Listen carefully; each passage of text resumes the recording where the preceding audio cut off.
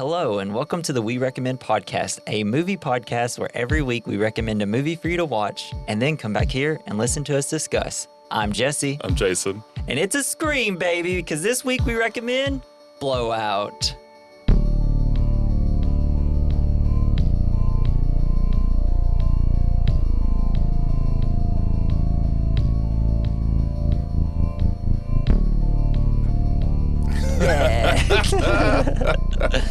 So this is a movie, like when I thought of us doing this podcast, this was one of the movies that immediately comes to mind. It's a movie that like no one's seen.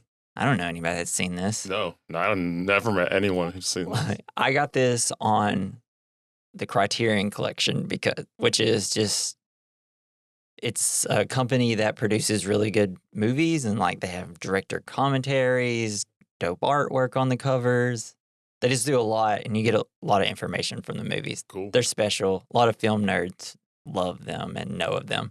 All right. So I just randomly bought this. I was like, John Travolta, Brian DePalma, why not? So I bought it, and then I watched it, and I was like, holy crap. How have I never heard of this movie?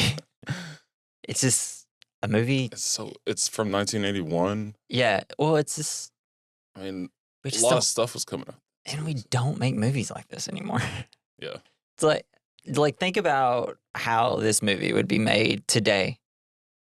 Like all the cool like recording stuff. Like we don't do that anymore. It's just all let me just put it in my computer and it's just you just hear it. Instead of having John Travolta walking around, he just be in front of a computer. He's like click, click, click, click, click, click, click, click, click, click, click. You're like, whoa, this is riveting. Googling the best scream. I mean, I guess they've tried to do things like this now. Whenever they have like a whole series of movies called like Searching and Missing, and it's about people going on social networks trying to figure out, oh, this person's missing. I'm trying to find this.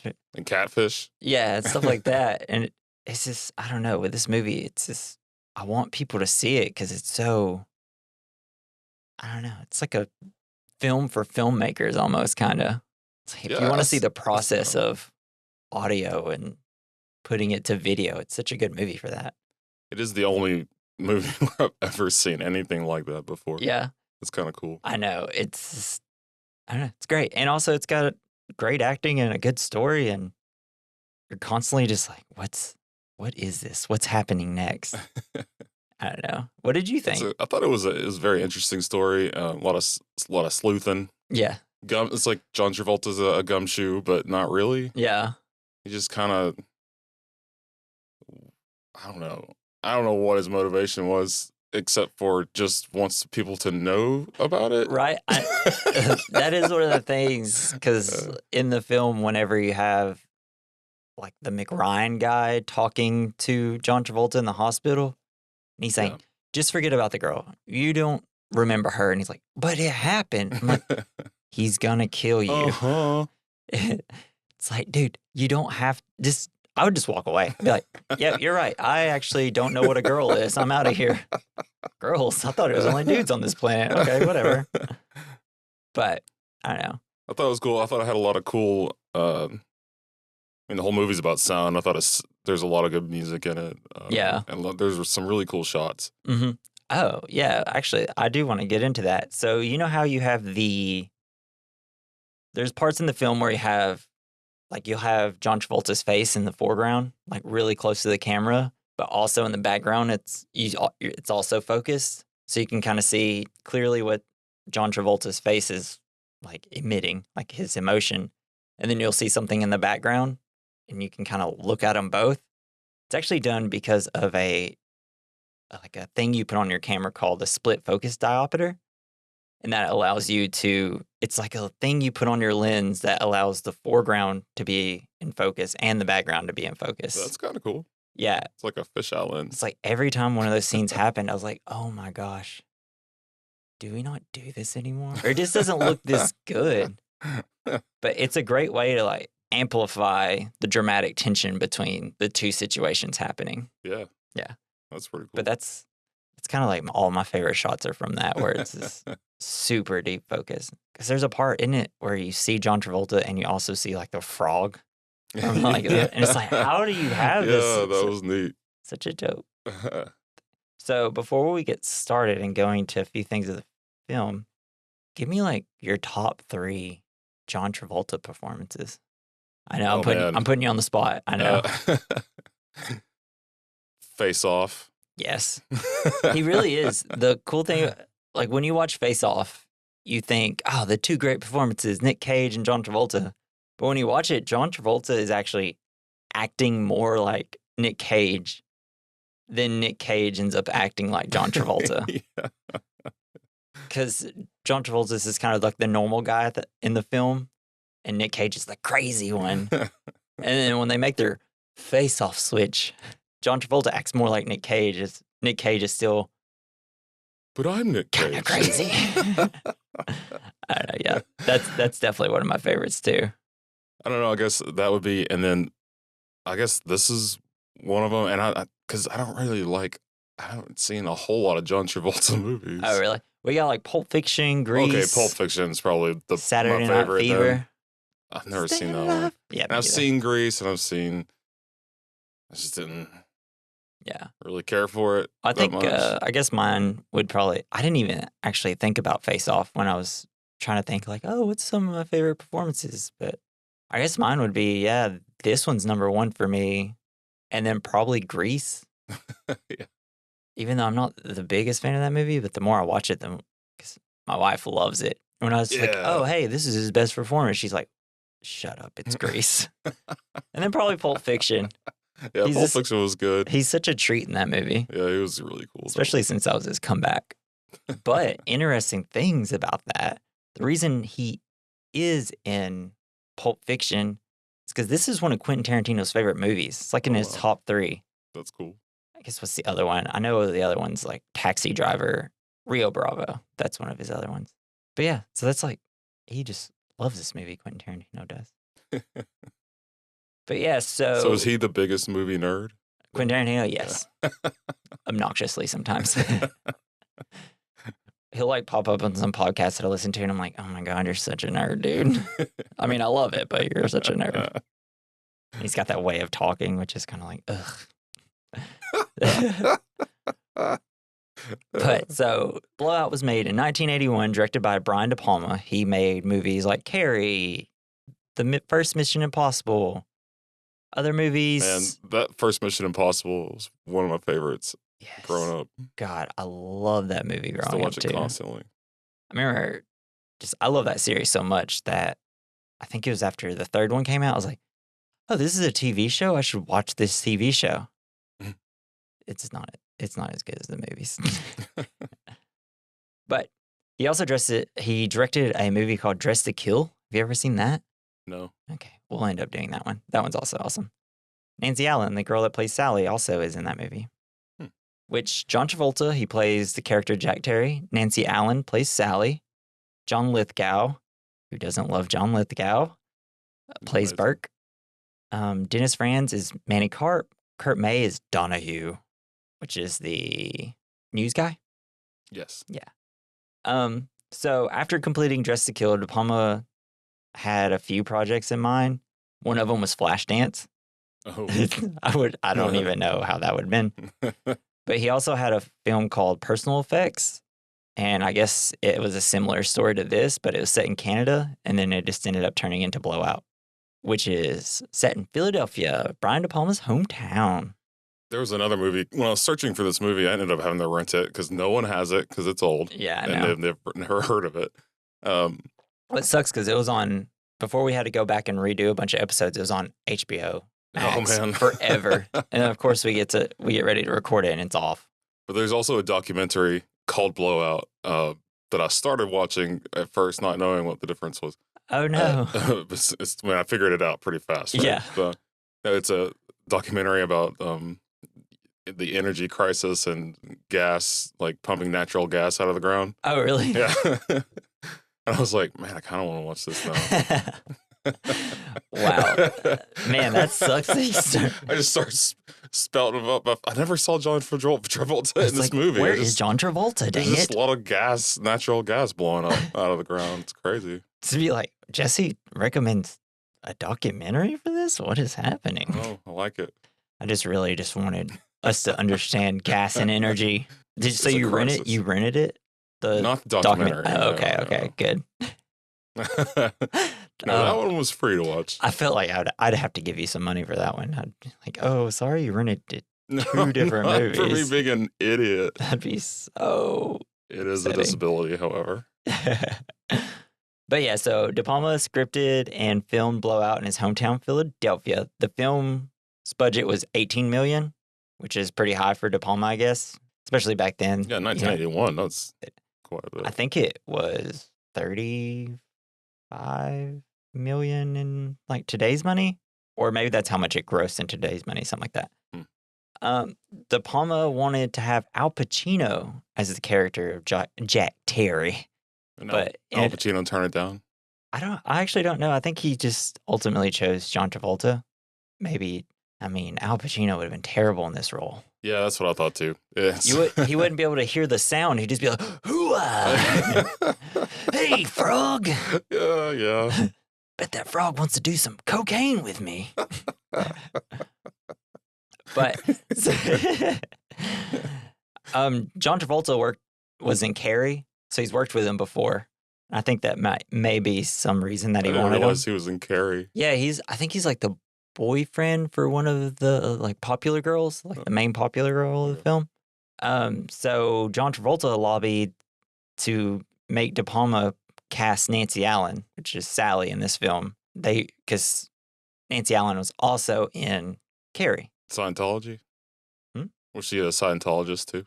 I don't know. I don't think so. No, I don't think De Palma because De Palma and Nancy Allen were actually married. Ooh. Yeah. And so they all three worked together on Carrie. De Palma, I guess, didn't want to at first to cast Nancy Allen in it because because she was also in Dress to Kill and a couple of his other movies. And he didn't want her to be known for only working in his movies. Yeah. But he ultimately agreed. And in addition to De Palma, Allen, and Travolta working together, he also worked with Dennis Franz, the guy that takes pictures, in Dress to Kill and Body Double. And he worked with John Lithgow before in Obsession and Raising Cain, which I haven't seen Raising Cain, but I really want to because that movie looks insane. So do you think this happened? He didn't want to just keep casting the same people, but now you have like Happy Madison Productions and Broken Lizard. They always have the same actors. Yeah. I know now that's just like a popular thing to do. But I guess it's probably easier when it's a comedy. I guess in terms of Nancy Allen, he just didn't want her to be only known for getting roles because he's her husband. He's her. Yep. I'm assuming that's what it was. And this movie is an homage to the 1966 film Blow Up. It has like similar themes and stuff. Which would have been funny if you started watching that instead. It'd be like, oh, is this what he means? Blow up? Which would have been helpful for this because I didn't watch Blow Up. That was like, I clicked on it. But I didn't watch. Yeah. So this film was a box office flop, which seems to be our thing. And it started the downfall of John Travolta because after this, he didn't really do anything good until Pulp Fiction 10 years later. Wow. Yeah. Because like, even though the movie got positive reviews, his performance got positive reviews, it just was a flop. It had, due to its like, bummer of an ending. Yeah. It just didn't have a good word of mouth. And at times it was a bit of a slog, I'll admit. Yeah. Back then, though, I guess it was pretty normal to have slower movies, which I mean, honestly, I prefer. Just let me live in this world. So the movie only made 13 mil, a little over 13 mil, at the box office, and it was considered a disappointment. And the company Filmways publicly claimed the film would have made $60 to $80 million, but only made $13 million. Whoa! Do you think Brian DePalma, or is that his name? Mm-hmm. Brian DePalma. You think he told John, "I'm so disappointed in you. You won't work in this industry again." I'm just so disappointed. So disappointed.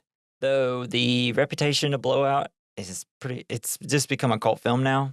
It's a movie about making movies, which, us movie nerds are like, yes, give us more. And it's got the attention of Tarantino. He actually Tarantino used the music cue Sally and Jack in his Death Proof movie, the Groundhouse movie he made. Oh yeah. Where it's like all the girls and um, Kurt Russell. Kurt Russell's so good in that movie. I love when he does his John Wayne impersonation. You have to watch it. Yeah, it looks really good. I always saw the previews. Yeah, which that's actually one of the films that made Quentin Tarantino think, I'm only going to make 10 movies. I think he got scared and spooked by negative reviews. I like the movie, but now you can only really find the cut down version because the original version is super long. And there's a lot of talking. Like it's just talking and talking and talking with like 3 things happening in the movie total. But I don't know. I'd really want to rewatch the original version. Roger Ebert, our guy, Mr. Thumbs Up. He gave this movie a 4-star review, noted that Blowout is inhabited by a real cinematic intelligence the audience isn't condescended to.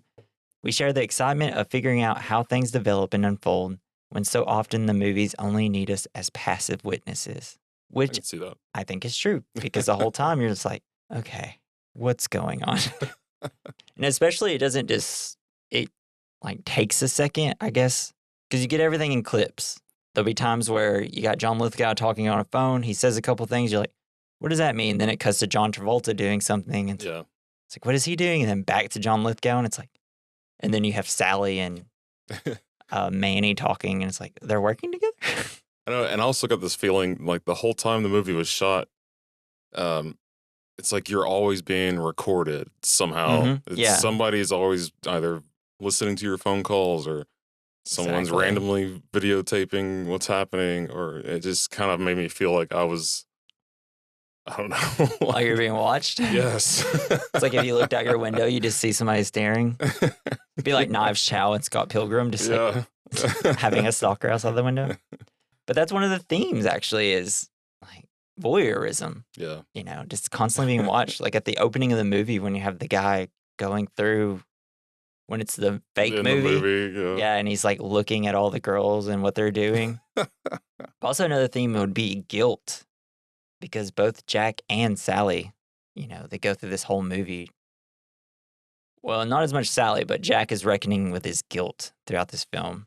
And I think actually now just saying that, him wanting to tell the truth about Sally being in the car comes from him, you know, wiring up that dude. And he's like, the truth has to be known.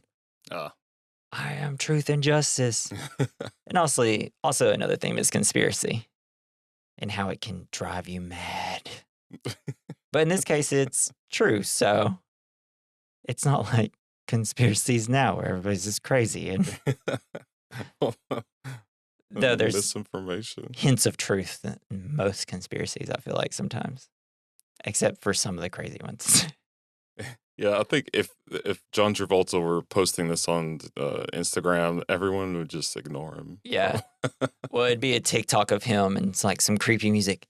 Did you know that blah, blah, blah did blah, blah, blah? Then cuts the clips. And just a bunch of hearts going up across the screen as it's happening.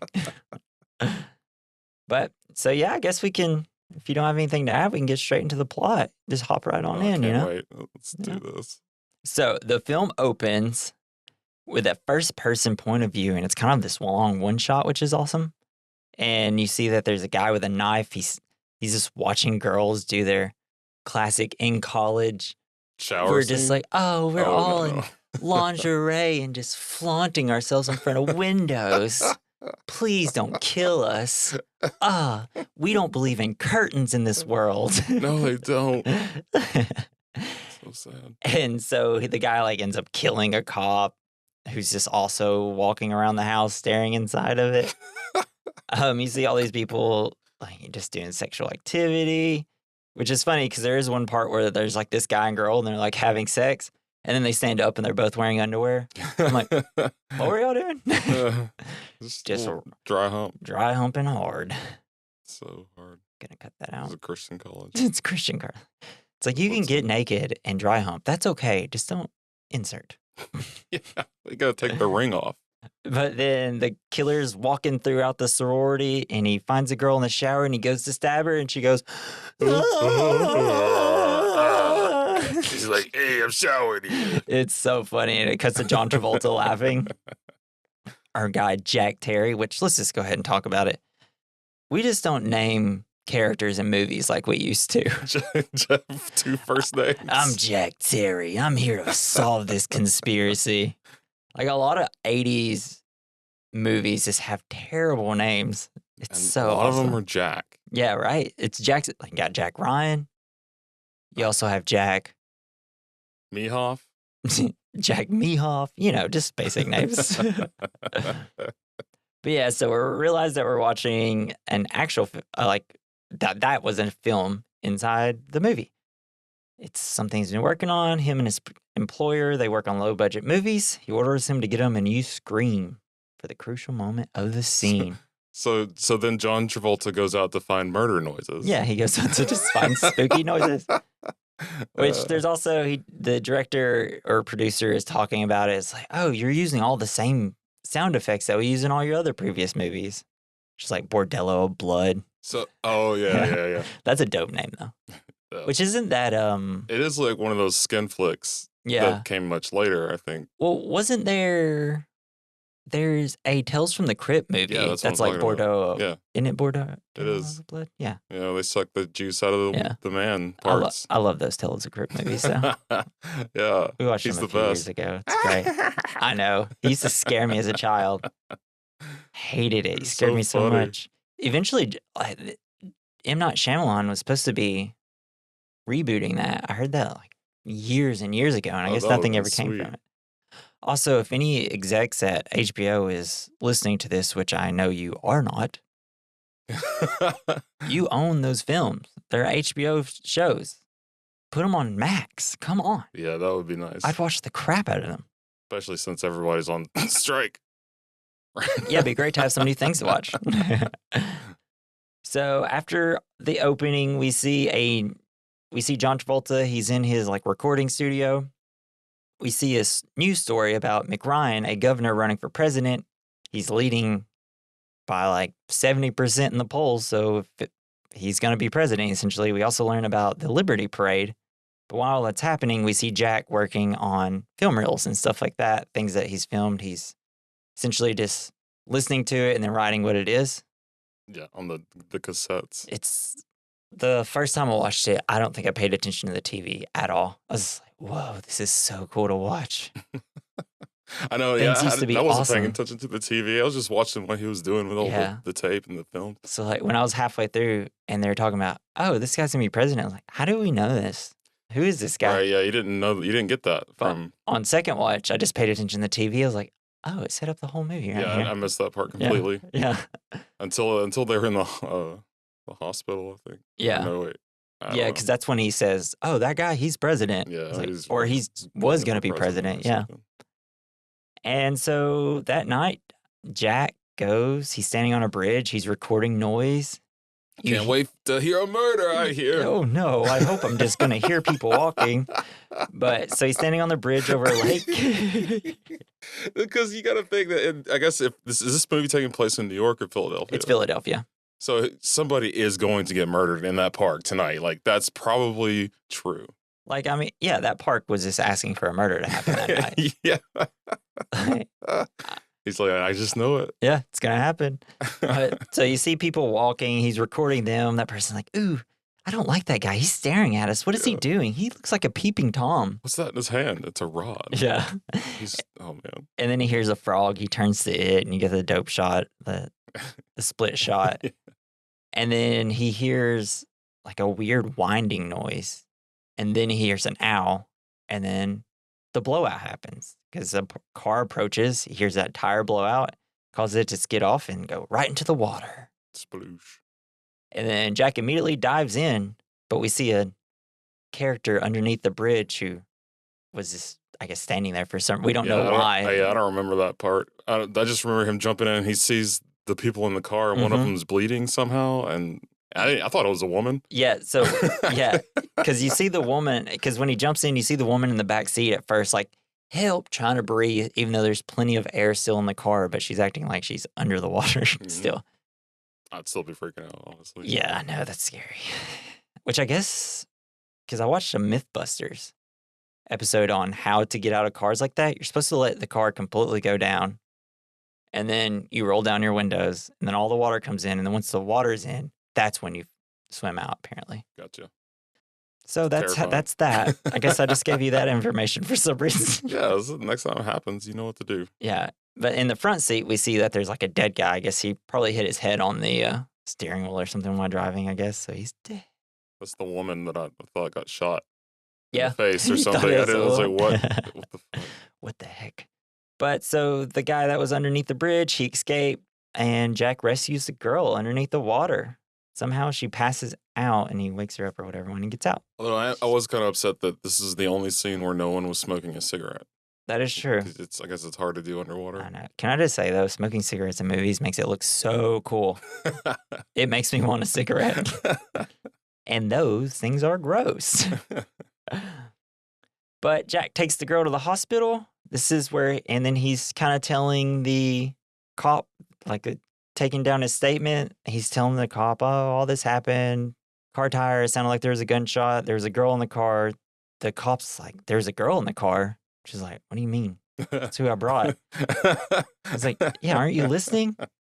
And so it's like a little weird scene where you don't really understand why there's so much pushback on this girl. And Jack talks to Sally in probably the worst part of the movie, I would say, because Nancy Allen's performance It's bad. Yeah, she's like, oh, where am I? I'm in a dream. Oh, let me out of here. I just want to go. Oh, look, it's John Travolta. Whoa, I'm woozy. Yeah, she was. He's like, hey, sit down. I can't do it, John Travolta. I tried.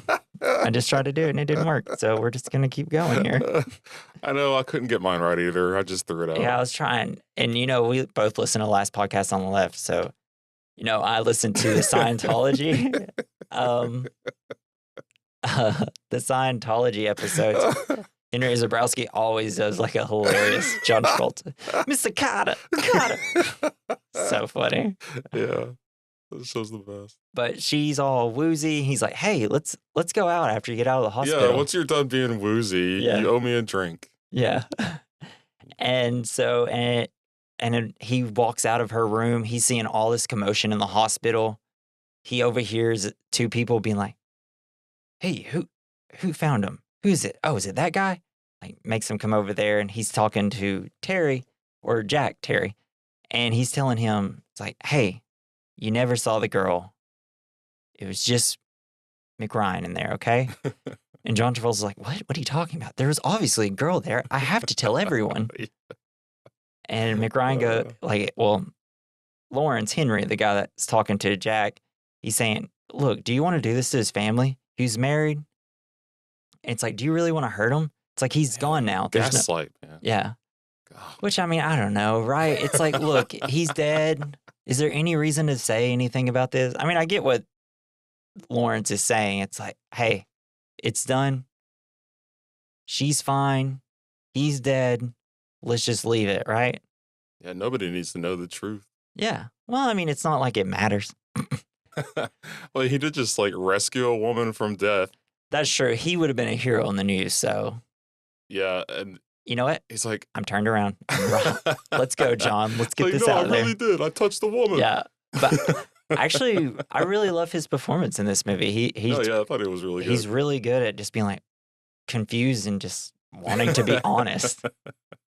But yeah, Lawrence just doesn't want there to be a scandal for the dead governor. Yeah, whatever. And he ultimately agrees because, Okay, Mr. Carter. Mr. Carter, okay. God, we're terrible at this. Everybody just unsubscribed immediately. But so they're all like, all right, we're out of here. Jack takes Sally to a hotel because she doesn't want to go home. She wants to go to a motel. And he has to physically put her. She's just like, in the dog carrier out of the car and put her in the completely bed. limp. Yeah. She might still have a concussion. Yeah, she's definitely should not be leaving a hospital. She goes straight to bed. They're just like, which is the number one thing you're supposed to do after a concussion. right. They just kick her out and say, hey, go sleep somewhere and die if you don't mind. Get out of here. We didn't believe you. Yeah. Or, But I don't know. you're right. Exactly. Yeah, you weren't even there. Yeah, you're not there. You don't exist, lady. But Jack's watching over her while she sleeps, and then he pulls out all of his recording stuff. Love this part, right? Yeah. Because he's listening to the recording he made in the park of the accident, but this time you see it from his perspective. He's holding the pencil, and he's just like doing all his motions. He's recreating it so he can remember better. Cool. Yeah, that's really cool, right? So he first, he's listening to the people talking. He goes over to the frog, and then he starts hearing like a whining noise. At first. Budweiser. And then he hears the owl, and then he hears the gunshot, and then the car blow out. Yes. And then it cuts to someone inside a car, in the backseat of a car, and then we start hearing that winding sound. And that's the videotape? Well, no, so John Lithgow's character, Burke, he has that little string. Yeah, okay. So that's the noise that we're hearing before the owl starts making the noise. Is him pulling the string. Is string. him fidgeting with his murder chain. Like garrote wire. Piano wire type. Yeah, it's a garrote, bracelet that you can have on your hand. yeah, you can get one of those. Easy peasy. Yeah. They're totally normal things you can buy. And so Burke, he slips into the garage area to change out the tire from where I had the bullet hole. Instead, it's just supposed to be a normal blowout now. Right. Hiding the evidence. Yeah, which I think would have immediately been seen by the cops. Yeah, you would. These are bad cops. Yeah. That's one of the few. Especially with such a high-profile murder case. Right. That's one of the few parts of the movie where I was like, maybe we could have come up with something better there. I don't know. Maybe this was an unnecessary scene that we didn't need. Just because it makes you think so they just didn't check the tire at all. But I mean, I guess if they think it's a blowout, they're like, it's just a blowout on a tire. Yes. Right? So I guess it's not that bad. And the next day, Jack wants to talk to Sally about the accident, but Sally is very evasive. At first, she's like, hey, do you want some coffee? I'm just... Well, you'll make a movie. Talks about makeup and stuff, how she could do Barbara Streisand's makeup better. Yeah. It's kind of a cute scene at first. But then he starts pushing a little bit about the accident and what she was doing with the governor that night. And she's all like, I'm out of here. I'm out of here.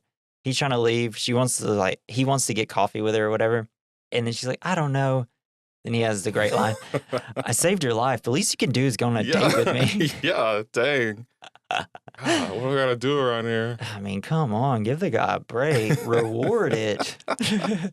Gotta love that 80s politics, baby. Man. I mean. She's like, okay, fine, sure, whatever. Sure, whatever. You're John Travolta. You're cute at the time. So Sally agrees to go on a date. And then, so he's back at, I don't know, I guess he's back at his recording studio. And a man emerges from the media. This is Manny Karp, played by Dennis Franz. Another great name, Manny Karp. And he has footage, because this is the guy that was underneath the bridge. He has footage of the whole accident because he was taking pictures of them. Everybody just loves standing out at night recording murders. Yeah. Well, we'll figure out what he was doing there soon. And he says he's going to sell all his film to the magazine, and Jack buys a copy.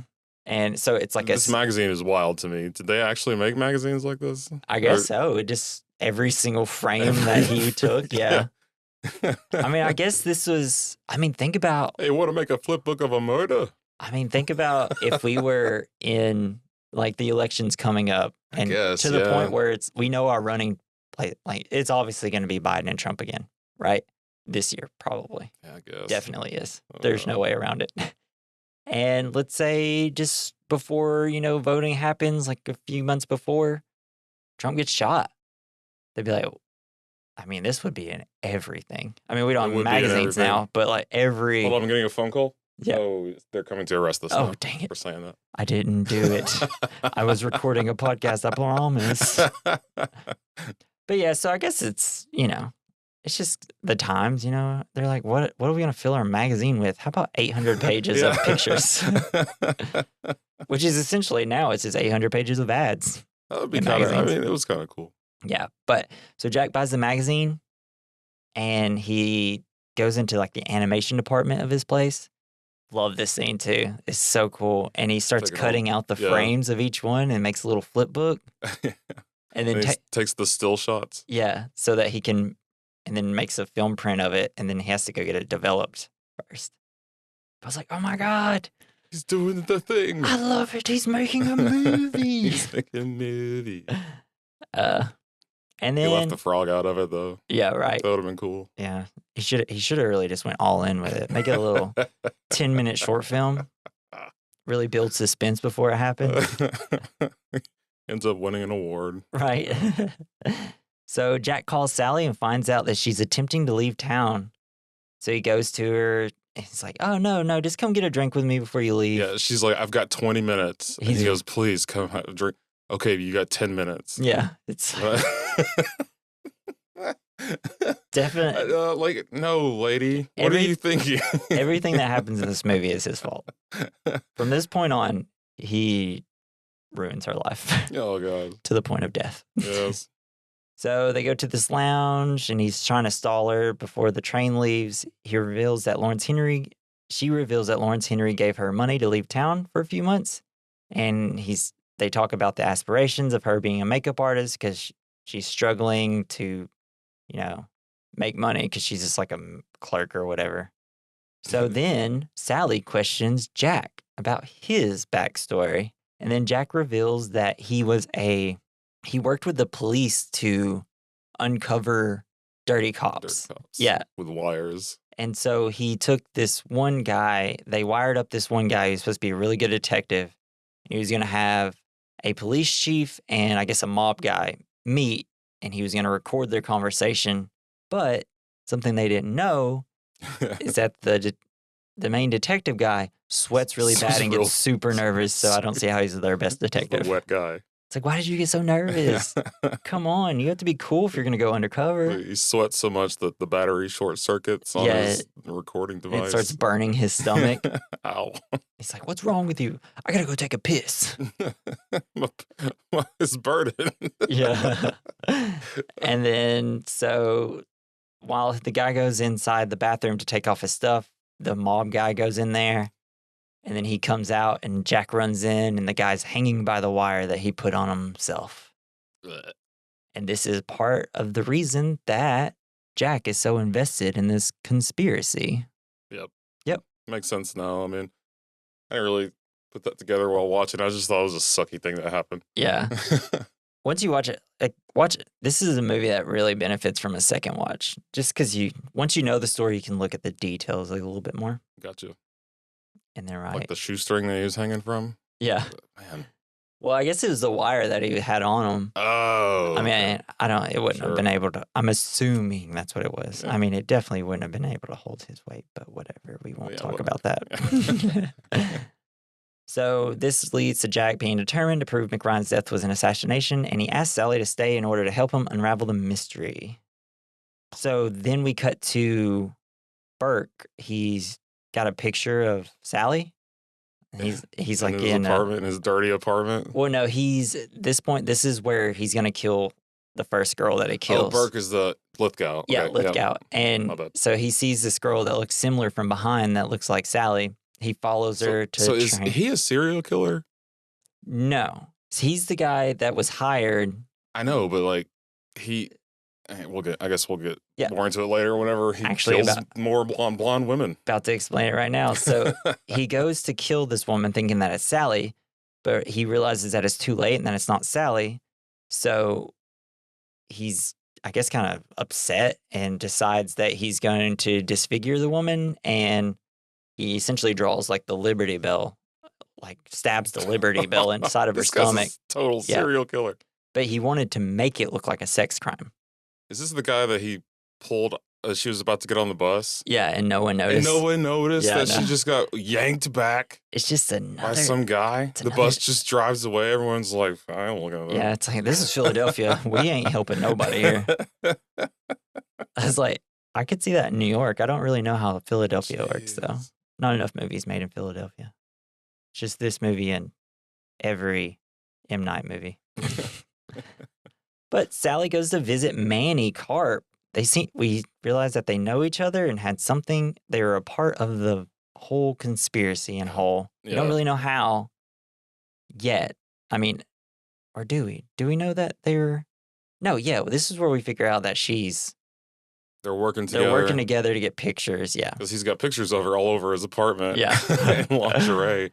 And he's dirty. And this guy makes me so uncomfortable. Yeah, he He sucks. talks so close to your face. I know. Just like He seems like he smells. He's sweating. he's got that disgusting cigar in his mouth the And whole you time. know his breath smells like smoke and whiskey, maybe? Whiskey, definitely. Yeah, exactly.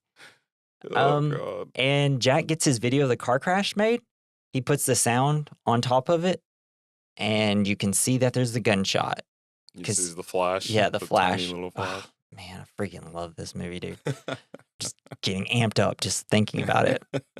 And then we see Jack. He hides like a tape inside of his ceiling. And yeah, this is one of those scenes too. It looks like someone's watching from the ground up into his. Yeah, it's very Hey, that guy's voyeuristic. putting something in the ceiling. Yeah, Mr. Carter, and put it in the ceiling.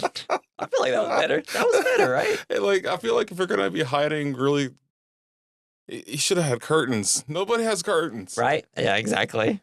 Yeah, no, he was hiding it. I mean, I guess you don't expect people to be watching you at all Yeah, times, but exactly. they are. So Jack's going to take the tape to Mackie, the lead investigator, to reveal his suspicion about the so-called accident.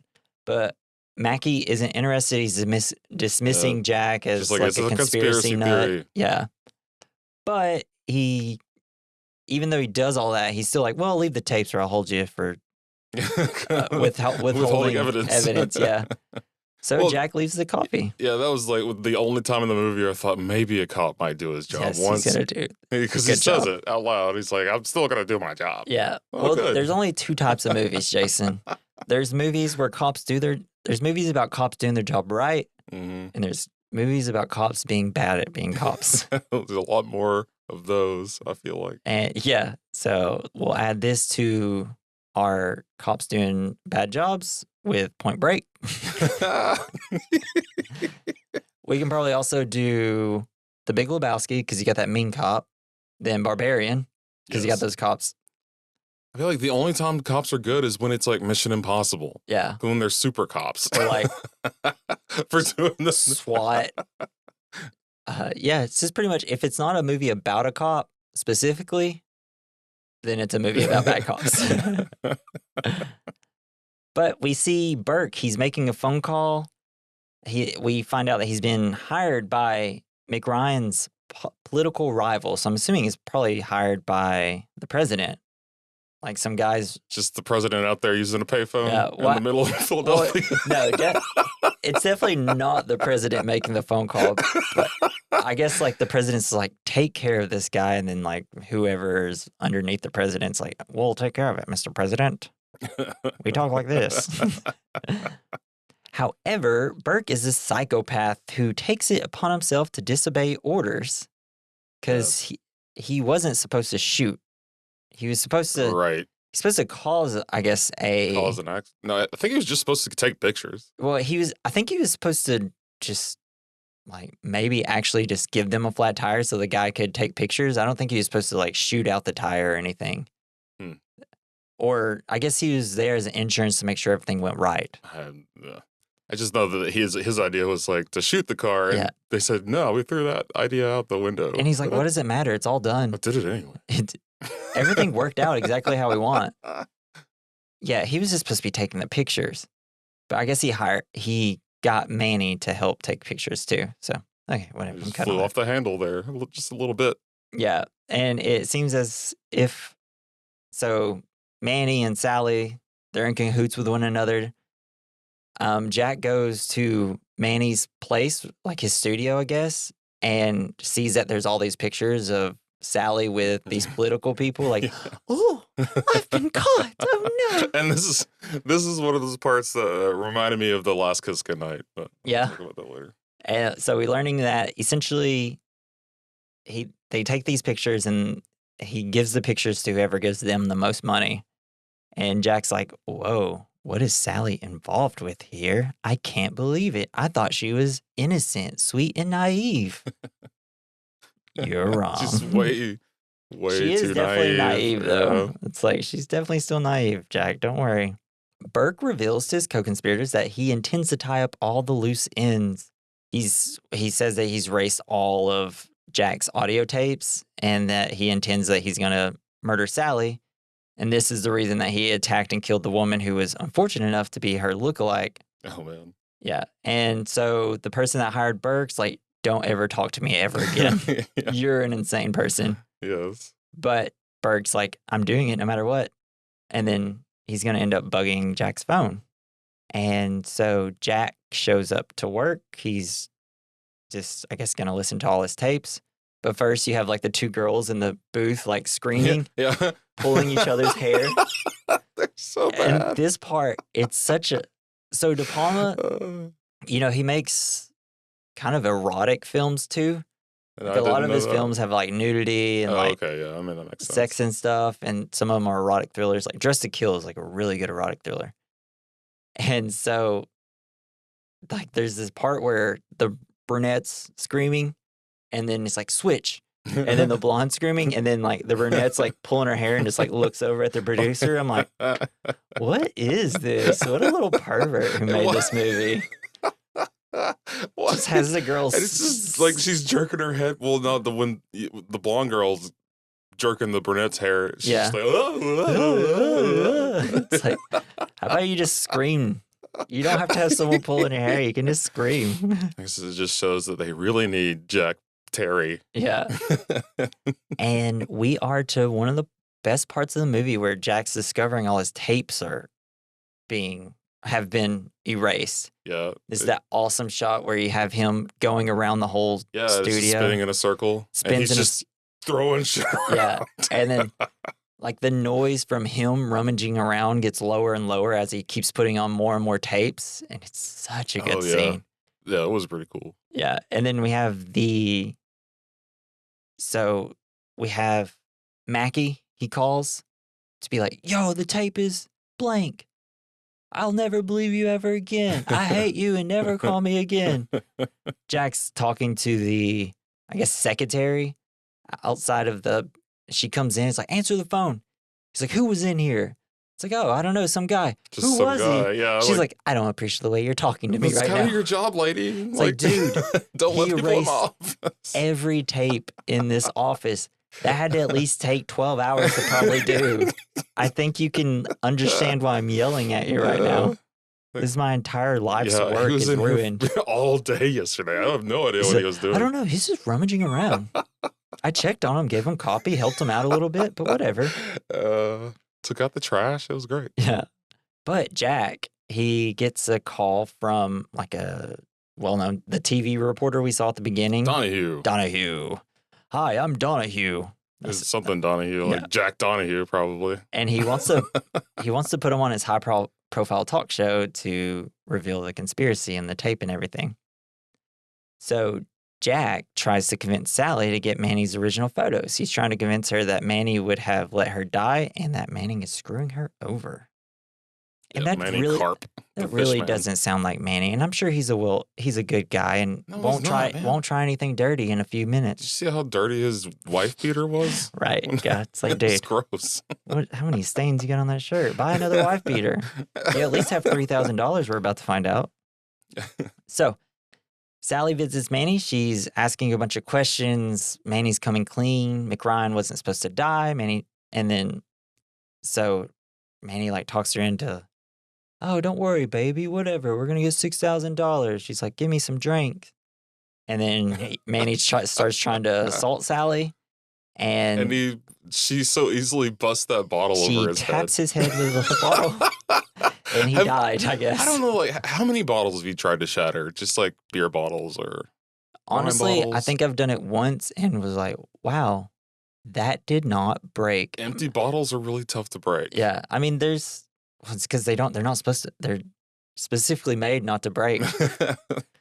And they're not made to smash on people's heads. And so it's just funny because like every movie has like somebody smashing It's their really head tough. with a bottle, and it And always works. I just loved how easily it was done, and he's out completely. It's just like a flick of her wrist. But she gets all the footage. Which is wild to me how it was all just like laying out. All the tape was just hanging everywhere. out, and she just stuffs it into her purse. Yeah, it's like, I'm sure none of that was ruined. But so Jack and Sally, they obtained the original film of the accident, and it clearly demonstrates that the tire was shot out, especially when you put it together with footage of the audio recording. Donahue wants Jack to play the film on air and discusses his experience. But while this is happening, Burke makes a phone call acting as a sad killer, like crying. Confessing to the crime. I didn't mean to. I can't help it. She She's made dead. me do it. But little does Jack know, Burke has tapped his phone and is eavesdropping on all of his conversations with Donahue. And then Burke himself, this is really cool because you have all this happening and you see Burke underneath like the attic, I guess, like putting in a bunch of like his own phone thing. I don't know how any of it works. Recording the device. Yeah, exactly. And so Burke calls Sally himself, posing as Donahue, and asks her to meet him and show him the film. Sally ends up visiting Jack, and he's like, well, I've been calling you all day. Your phone's been dead. And Jack is immediately suspicious on why Donahue would ask to meet Sally and not mention how Donahue could have gotten Sally's number. Because it's like, I didn't give him the number. How does he have your number? But he's kind of just shoo-shooing it because he's like, okay, well, I wanted Sally to meet Donahue, so let's do it. And he's going to let her go. But he's like, I'm going to wire you, so if anything goes wrong, I'll be there for you. So Sally agrees to meet Donahue, and Jack wires her up. Did he take any precautions for sweatiness this time? I think he's just like, oh, she won't actually ever realize that there's anything to actually be nervous or scared of. So sure. She's too naive. She doesn't understand. He doesn't sweat at all. Yeah. She'll be fine. And so posing as Donahue, Burke has summoned Sally to, I guess I think I wrote it down. It's like 30th Street station. Yeah, it's some station. Yeah. And while he's waiting for her, he murders a prostitute in a public restroom. No, I love that. Before that, when he was sitting there playing with his garrote, in public. And then there's the sailor. They're all getting ready for Liberty Day. Right. He's negotiating with a prostitute. He's like, you got 40 minutes for $40? He's like, I got 20 minutes for $20. She's like, 60 minutes for $60? I'm like, but then when we see what she's going to do, she's going to give the guy a blowjob. Did he really expect to get a 60-minute blowjob? 60-minute blowjob? Or even a 40-minute blowjob? Like, that's too dangerous. And what happened? Something happened, and he's like, she was like, doing it too hard, too aggressive. And he's like, that's only $10 for you. Girl got a mouth like a vacuum. You're so good at it. Or like... He gets mad. It's like, oh, you're doing it too hard. I was really expecting a 40-minute blowjob in this phone booth. It's like, the guy should have said, like, look, I know myself. I ain't going to last that long, okay?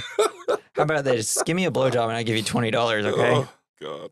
But then John Lithgow followed him, and he's on the other end of the phone booth, and he puts up $50 and then, like, makes this weird motion to his mouth. Like sucking his thumb. It's like, yucky. So gross. Yeah, I wrote that down in my notes. 60 minutes for $60? Like, it's like, I don't know, maybe talk a little bit or something? I don't know. He's a sailor. Yeah. But he goes, and she's like, okay, give me 5 minutes, and goes into the bathroom, and then he follows her in. She's brushing her teeth, and he strangles her with the little tape. Yeah, there's a lot of suspense for this kill, because she's like, is there something above me? Yeah, it's like, is there... I don't know. I felt like maybe she would have seen that. Right. You would think, but I mean... Someone hovering above you. I guess... I think it's just one of those things. You just never think you're going to be murdered. Yeah, you just never do, I guess. It's like you never know when it's going to happen to you. So Sally and Jack, they part ways, and she goes to her meeting. But as soon as Jack hears Burke's voice, realizing it's not Donahue, he rushes to help Sally. And nothing bad happens from this point on. He loses them, right? Yeah. And then Because Burke's like, go into the subway. Let's go. Let's talk. Let's go to another location, which you never go to a second location. If you ever meet anybody, one location, and you tell everybody where you're at. He's just like, let's go walk around in the dark subway. You know what would have helped Sally? If she had true crime podcasts right now. She would. Yeah, that would have saved her life. That would have benefited her. That's why, I'm always on the lookout for being murdered. I'm always on the lookout of being seduced and possibly murdered. Right, exactly. It just doesn't happen a lot. Never go to a second location. Unless what if it's like Dave and Buster's? Well, obviously, if you're going the second location is Dave and Buster's, you go to Dave and Buster's, Jason. Come on. Obviously, there's that exception to the rule. I feel like go to a loud place where no one would pay attention to you and anything could happen to you. Obviously, gotcha. Jason. Yeah, okay. Nobody's going to see a murder when they're having too much fun, wasting so much money on bad food, drinks, and overpriced video games to play. No, I do love Dave and Buster's. I've only been like 3 times, but I do love it.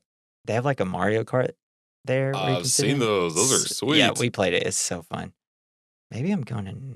We're going to Dave and Buster's after this. Right, hurry up. Gotta go. Sign up for a Patreon and you can listen to us play games. We don't have one yet. So they get separated. They go to another location. Jack is listening in and trying to follow them based on clues that he's hearing audio-wise.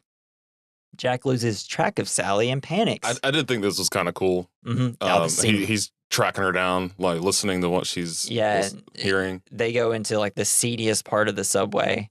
Yeah, and he's a guy with a hose. And then she's like rambling on, you just can't ever be safe in a place like this anymore. This town has gone to nothing. I can't believe it. Deeper into this cave. Back in the day, I could walk here by myself and be completely fine, but now you just never know, you know? And so this reminds me of a story I read about yesterday where apparently crocodiles love the sounds of crying babies. It just drives them wild for bloodlust, I guess. What? I feel like this lady is like that. Holy crap. So never go to a swamp with a baby. Yeah. You'll end up like Son's parents. You have to throw the baby at the crocodile to get away. From Princess Mononoke. It's like Patrick Swayze with the dog. Yeah, exactly. Take this. Man, this movie is just leading to all our movies. But yeah, so a man like pops out while Burke is about to strangle Sally. And so they have to go to a different location, and you hear him over talking about the Liberty Parade. It's like, oh, yeah, I know, great bar there, and then we can go watch the fireworks, because in his head... to a third and fourth location. Yeah, exactly. Sally's just like, whatever, let's go drink. I don't know. Let's party. But at the last second, she like says, oh, this is the station we're at. And then Jack runs down and sees that they're gone. They're already on the train. So he's panicking like crazy, driving his Jeep. Yeah, through the empty streets and then through the parade. It's like, dude. That was sweet. Is there no better way of driving around this place? Maybe chill out, take a breath, drive fast, but maybe not through buildings and crap. No, that was awesome. That was probably my favorite part. Right. The horses are trying the horse cops. And the horse is straight up they're just wipes falling out. down. Oh, God. It's like crazy. a 3-horse pile He's up. literally driving in the middle of the parade about to hit everybody, then just ends up crashing into this store. He like drives up the rocky steps. Yeah. And he wakes up, but for some reason, he is not in prison. I know, he's not got handcuffs on or anything. Yeah. A cool part about this chase, they had to refilm it. They lost all the footage for this. A horse took it. Yeah, a horse stole it. So they had to refilm it, and they couldn't get their original director of photography there. So this film has 2 director of photography just for this one part. Oh, cool. Interesting little tidbit there for anybody that cares. Just some horse tearing up the film. I'm going to show these assholes. Maybe fall down. Yep, I don't know. I did a horse noise. So Burke has taken Sally to a rooftop and gets the tape from her, and then just immediately starts ripping it up and throws it into the lake. Yeah. She's like, what'd you do with that for? Hold on a second. I just took that out of my face. And Sally realizes a little too late that Oh she no, I'm shouldn't gonna have be went to murdered. 18 locations with this guy. Burke attacks her, and while attacking, he sees her on the rooftop screaming, just doing that dope scream. Mm, And so he starts running. The swell of the music's coming up. It's Yeah. slow motion. It's such a great scene. You have all the fireworks, the kind fireworks are of cool. lights are going off. And he gets up there and he starts like stabbing, or he sees that Burke's gonna stab her. Yeah. But he takes a knife and starts stabbing Burke. There's like a Yeah. huge American flag behind Yeah, him. that was cool. And I was like, this must be meaning something. Well, I thought that too. And America, you get also stabbed and love die. that, like, she's screaming for her life. Yeah, Mhm. there's fireworks. Yeah. But there's also like a billion people around, Nobody can hear even only pretty him. close to them. Like, they run behind all those people holding the flags. There's music. Everybody's yelling and screaming at each other. They're all like, fireworks. I guess. Yeah, I know. I'm sure someone could have heard it. But she's dead. He saved her too late. Man. But this is a cool scene where he's holding her and like the fireworks in the man. background. Dude. That was sweet. Like there's two fireworks scenes that I think of in movies that are amazing. This one and the Brokeback Mountain I fireworks haven't scene. seen the There's Brokeback this Mountain. great shot where you just have Heath Ledger. Anal penetration with fireworks. No. No, he's just like standing and there's just like a firework thing going on. And it's just kind of like a very iconic like silhouette of him while the fireworks are going off. It's really good. You should watch the movie. I've heard it's good. Yeah, it's really good. So yeah, and he's holding her, and it's such a good scene. And so this makes him like he's very despondent. He's kind of just out of it. He's just constantly re-listening to old tapes of her talking, just oh, May, one day we're gonna go and we're gonna go do this, and we're gonna go here, and we're gonna do all this together. And then he's like constantly listening to the recording. Yeah. We hear him listening to the recording of her being murdered and attacked, and then Golly, it cuts to man. her scream. And then it jump cuts to him using that scream. Why, Jack? Why Jack Terry? Because he's a professional. Do you know why? It was a good scream. It was a good scream. It was a good scream. But then he's got to listen. But he's like covering his ears, like, Well, why did I do this? Yeah, it's haunting him. So he's. I know. Use a different scream. Use the frog's voice. I don't know. And that's how it ends. It's a super morbid finish to this movie. It was cool though. Yeah, he was just like So crying. good. Everybody's smoking and crying. Yeah, it's just. I mean, I guess he's just like. Well, so you know how now there's always conspiracies about movies, like in The Wizard of Oz. About the hanging munchkin. Yeah, the hanging munchkin, which if you look at it, it's obviously a bird now.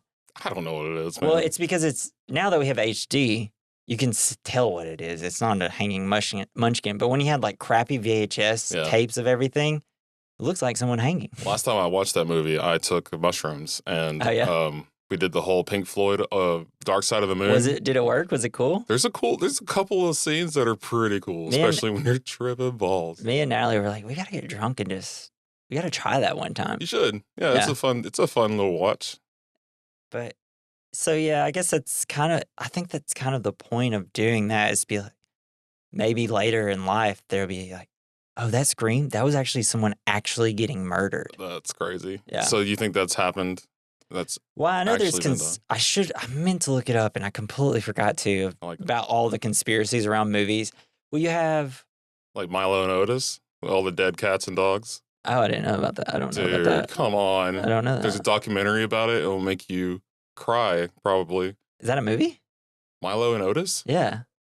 Yeah, it's about the adventure of the little cat and the dog. Oh, I'm gonna look that up soon. I'm gonna have to look that up. 'Cause I don't You know should, what that because is. it is the movie that started the whole animal cruelty like campaign in movies. Like the reason you see that no animals were hurt in the making of this film is because of that movie. Wow. Because it was like a death camp for cats and dogs. Holy crap! I can't believe I don't know that. Did I spend over $20,000 on a degree and I still don't know anything? Well, I mean, they don't want you to cry. That's awesome, man. There was something else I was gonna say. There was one other thing. It doesn't matter. No, sorry. Yeah, that's the end of the. No, that was great. That was That was a really good tidbit there, Jason. Like you got me with that one. But yeah, so that's the end of the film. Wild. I understand why people seeing this in the theater back in the 80s were like, whoa, walking out like, well, that was a bummer. That wasn't Ghostbusters. You could see people just coming out of the theater and like telling their friends like, no, it was a good movie. Man, that ending's dark. So if you don't want to see a dark ending, don't go. Yeah. Especially with movies like Star Wars out and stuff at the time. Yeah, all the action movies that were coming out around this time. I want to see happy things. Yeah. No, but this movie is just the type of movie we don't get anymore. I mean, a movie that ends so horribly, just like so morbidly ends like this. I don't know. Oh, it was great. Cool. It was Loved cool. It. I could liked it a lot. use 800 movies like this. So we're gonna go to our category, the good, the bad, and the ugly, where we pick our favorite moment of the movie, the good, something that we would want to change, the bad, because it just didn't work or whatever, and then the ugly, something that didn't age well. And I guess I will go first, and I'll start with the ugly. The 80s didn't age well. Yeah, the 80s didn't age well. Well, you have the producer, he talks about the women. He's like, I didn't hire her for a scream. I hired her for her tits. Yeah, right. And it's like, well, okay, Brian DePalma, who has probably put that in because that's what he thinks, because he's like, probably. Yeah, it's just another film where it's like they put like skeezy film producers and directors in a movie, and it's like, they're doing that because it's actually happening in the world of filmmaking at the time. Yeah. And then also using the voice at the end to scream. It's like, yikes. That was a bold move, Jack Terry. So do you got a different ugly? I don't know. I just thought the actor, what was her name? Nancy Allen? Nancy Allen. I just thought she wasn't great. No? Okay. I think at first I think it takes a minute to really, I don't know, jive with her throughout the movie. At the start, it's like, what is this performance? And then as you go, it's like, oh, she's kind of playing this naive, dopey character. And I think I felt like there wasn't a whole lot of shift from the naive, dopey character to the one that was kind of involved in everything. Yeah, because it seems like she's trying to be naive on purpose.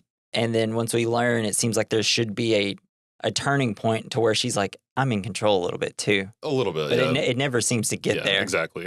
So, I mean, I guess it just comes off more as she's just being taken advantage of by everybody. Yeah, which definitely. Maybe is what the movie is trying to portray. Yeah. And maybe we're just, we're looking too closely she at felt that. Too helpless the entire time. Yeah, when it seemed like she would have had something to do with it. Or, you just kind of wish that she was a little bit smarter at some certain points. I do. For me, the bad was the music, actually. Yeah. There's some parts. Yeah, there's some really cheesy music. Like, is this a thriller or romantic comedy happening? Exactly, that's what I thought too. The romantic comedy, because there's a lot of transition music. Yeah, it's like the Seinfeld. Yeah, but I mean, I wouldn't say all the music's bad, because the ending where he's running in slow motion and the score swells up, that was really good. But yeah, for me, the bad was the music. Same. Yeah, that was. There were some parts that I really liked with the music, like that part, and there's like some of the classical music with the way they put it with some of the shots there at the end, like when he's sitting in the snow, and it was kind of cool, but sometimes it was weird. Yeah, it's funny.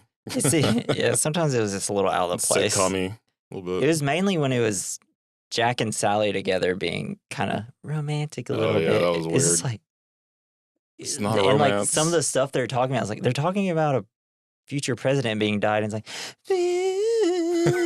they're in love. And I'll let you go. What do you think the good is? The good, or like your favorite part of the movie? Just how uneasy it made me feel. I thought they did a really good job with the whole voyeurism aspect, like we were talking about. Just Brian DePalma is really good at. Yeah, and there was just a lot of cool shots that I enjoyed, especially the fireworks and just the whole the part in the beginning when he was recording all the sounds. It was really neat. Good.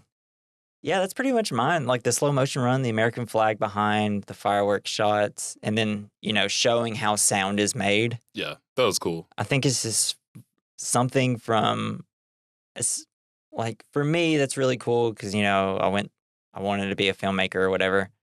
But also, I just feel from people who have no interest in it, but, it's showing you something that you've never seen before. And it's really pretty interesting. Yeah. And now it's almost just showing you history. Yeah, because right? we don't do these Yeah, things. because you'll never see anymore. anybody doing this anymore. Yeah.